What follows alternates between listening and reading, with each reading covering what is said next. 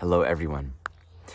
So let's tune into one important facet of this upcoming Saturn-Neptune conjunction. Saturn's very soon to enter Aries, and this energy is really building right now. We all have dreams, visions for the possibility of what we want to happen. And sometimes along this journey, we enter into these phases where it's simply not going to happen. Like, try as hard as you want, be as good of a person as you want to be, pray as well as you can. There's a certain inevitability to what will and will not manifest in time and space. Anything that's loving is true, and thus it's real. And its manifestation is almost just an inevitability. But the conditions, the how, the what, the where, the time, the form, that's not really in our control. And we often get really worked up on a particular form of a dream, a particular expression of love, a particular outcome that might seem totally true and reasonable and right and the right thing to do and the right thing to happen, and it just doesn't happen. And this is one dimension of Saturn-Neptune. It's like the limit and the boundaries and the hard nose, the not going this far to our dreams, to our visions, to our ideals, to our wishes. And that can feel very disillusioning it can feel very disappointing if we've really worked up a deep sense of what's true, what's right, what's fair, what's just, what's possible. If we have a deep faith and belief in something good, a conjunction like this can feel just deeply disillusioning. And of course, we see this in the world broadly, bad things happening to good people, right? Like the sense of morality and rightness and ethic can feel like it's being thrown out of the window entirely. In your own natal chart, look to see where this is happening. One dimension of this conjunction is what might feel like a very disappointing ending, dissolving of all that we've held as good, right, and beautiful and loving. And so the intention behind it isn't some sort of arbitrary squelch your dreams and live in despair. Life doesn't work that way. Nor does life work in such a way where it will conform to our conceptions of what it looks like. There's something hard to reconcile with. I mean, we can speak these words, right? And understand this, but when it actually comes to the truth of it in our own lives, collectively in the world, and in our personal lived experience, there's something very hard and often just difficult in acknowledging and accepting and then surrendering to the inevitability of things ending, the inevitability of decay. Saturn, interestingly enough, Saturn actually corresponds to death in the physical, literal sense. Like, we have this beautiful decomposing tree here. We have like the Plutonian process of transmutation. Everything is changing forms, but like on a literal level, the form of everything has a timeline within the scope of a human life. Saturn are like the bookends from birth to death, right? There's a cycle, there's an ending for all things. And this is just true.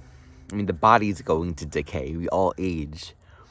And reconciling with that is a general Saturn existential point for most human beings, like reconciling with the fact of getting older and physical changes and things like that. But it's interesting when you bring that to Neptune. Neptune doesn't age. Neptune is the truth. Neptune is like the universe. Neptune is like the truth of love. That there aren't any limits. There isn't a limit to the miraculous. There isn't a limit to God. And so there's like this really difficult reconciliation when facing the limits. And like the Neptunian principle within us is like, no, but it doesn't have to be that way. And so it brings us to a place that is Neptunian, the other dimension of Neptune, which is letting go, which is surrendering, which is trusting. The deeper teaching embedded within this signature is I'm surrendering my judgments my timeline, the ways that I've structured and ordered how I think reality should be. And I'm letting and allowing reality to do and be what it is. There's the possibility of a sort of grace and serenity in this, if we can truly let go of the judgment and see within all of this is like this inner pressure. I should be doing something different, or I could have done it better, or I should be doing it right, or how can I change circumstances? We can end up feeling like we're just fighting this powerful wave and momentum that we're not going to be able to change. We're not going to be able to stop. If we have a role to play, then we will play that role. If we're trying to play a role that we cannot play, we will realize that this is not going anywhere. See, it's not about innately doing nothing. It's just not necessarily about doing what you thought you should do, or the doings happening the way you've wanted it to be.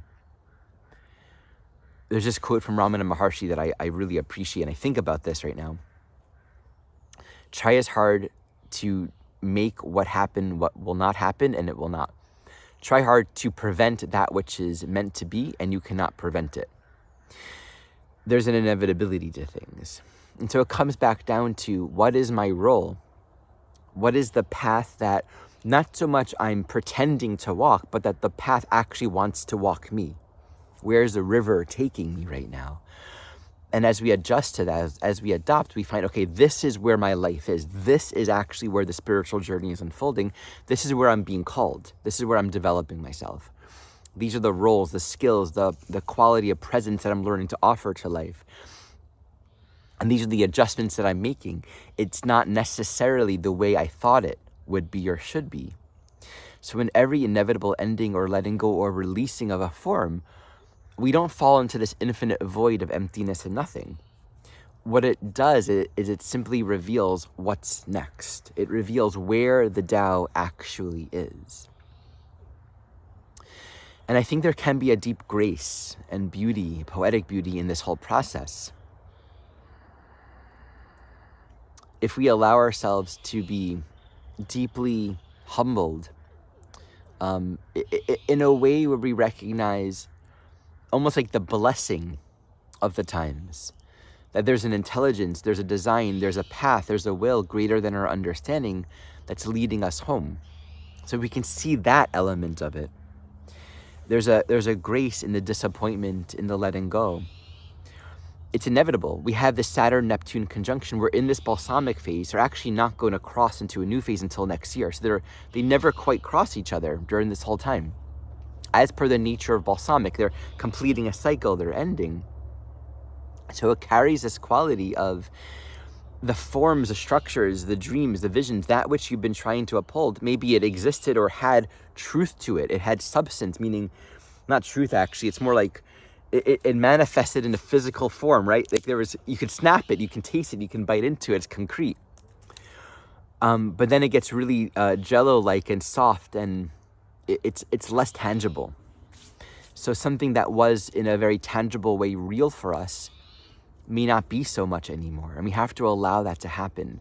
And so the promise is there's some sort of growth on the other end of that. I mean, think about this transit. Saturn, Neptune, new phase in Aries. Like what's coming next year is the beginning of something new. And that's going to take some time to unfold. I think over the next couple of years, beyond that, we're going to start seeing the seedlings of hope and renewal and possibilities. So the emotions of failure, despair, disappointment, the shattering of dreams, and in some cases where we really thought our life was going, not going in that direction.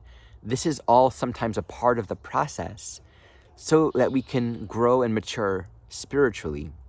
There's a sort of childlike quality to Saturn as we mature, where we often think we can determine, like a child determining to their parents what the rules and what the boundaries are. I want this now, how I want to do it.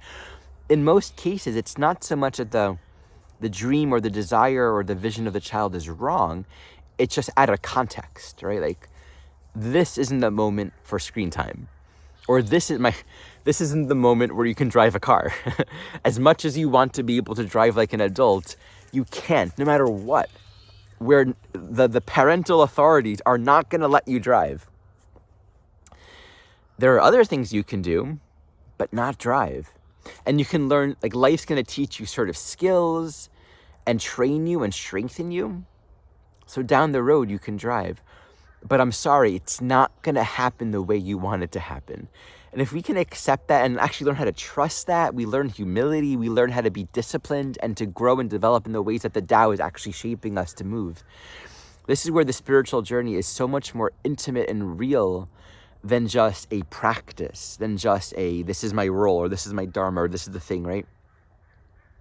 We'll come across, this is my role, or this is my dharma, and if that's authentic, then that is what we will do. And it's almost like, if we can access this, we kind of have no choice. It'll feel that way. As we get deeper and deeper into a surrender and trusting of where the path actually is, I think what emerges is, this is the only path I could walk. It's the only path I would want to walk. But it becomes less and less defined by existing or previous notions or judgments of what things are or what it looks like or who I'm here to be. It becomes more, I'm just surrendering to the role that wants to play me. And this is important because I think in the despair, disappointment, I find that the more we allow and surrender to what is, the more accepting and peaceful and loving and compassionate we actually become. Because it's actually only when we're holding on to an internal judgment of, I'm doing it wrong, it's not working out right, or things are going my way, or life doesn't work out for me, or as much as I try, I'm never going to get there, or I'm missing the point. Like, when we hold, it's harder to be patient, it's harder to be kind, it's harder to be loving. When we're trying to fit a form that's not happening, we are stressed and it's harder. So there's a greater grace that we can feel and also offer to life, to others, to other beings. So the final dimension that I want to offer this is sort of the other end of this. In the inevitability of all things, it doesn't necessarily just mean things ending. It also means you have to bring yourself to completion. You have to bring yourself to give attention towards the work. There might be specific processes that need to be played out. And that too will be a matter of, I can want to be done with it. Like the Saturn Neptune can feel like, I just want to transcend the density of this world and having to deal with these things, right? So wanting to jump to this more idyllic state where it's lighter and freer. But you might be that politician that has a role to play. You know, there might be a contract to play out. Again, all things in form have their right time and place. And while that right time and place is active, you're limited to that. That's the curriculum. But when it's no longer right, you can't do enough to try to make it relevant. So it's an attuning and a trusting. We know in our conscience when it feels like there's something, the difference between shame and guilt and this sort of conditioned fear versus I'm called into something. I'm called back into the world. I'm called to be bringing attention and energy. And so that will change. That will bring itself to completion versus I think I want this to happen, but actually just it's not going to happen. These are important distinctions for us to be working with right now. As always, I'm available for one-on-one sessions. You can also subscribe to receive the newsletters that I often write along with these videos. And lastly, my live cohort is now closed for enrollment, but you can enroll in the self-study for my complete training program at any point along the year, as well as all my other various classes and products. Everything in the description below. Thank you for watching.